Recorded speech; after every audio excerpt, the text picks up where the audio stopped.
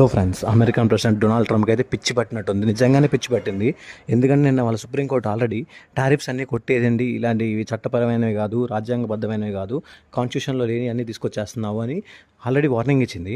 But తను తర్వాత ఏమని ట్వీట్ చేశాడంటే, ఈ ఎవరైతే కోర్టులో ఉంటారో జడ్జెస్ వాళ్ళంతా దేశద్రోహులు, తీవ్రవాదులతో సమానం, రాడికల్స్ అని, ఇంకా వాళ్ళందరూ ఫూల్స్ అని, ఒక ల్యాబ్ డాగ్స్ అని, బానిసలు అని ట్వీట్ చేశాడు.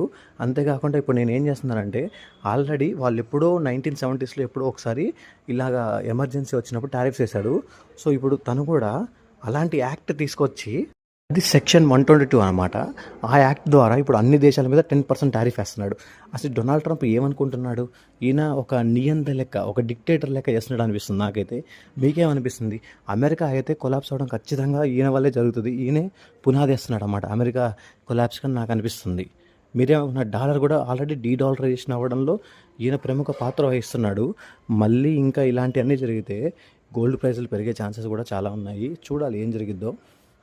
టారిఫ్స్ కట్ అవ్వడం అనేది చాలా మంచిది ఇండియాకైతే. ఎందుకంటే ట్రేడ్ డీల్ కూడా మనది కంప్లీట్ అయింది. బట్ మనం ఇంకా అఫీషియల్గా సైన్ చేయలేదు. కాబట్టి ఇప్పుడు మన 18% టారిఫ్స్ కూడా 10%కి వచ్చేస్తాయి, మనం అఫీషియల్గా సైన్ చేయలేదు కాబట్టి.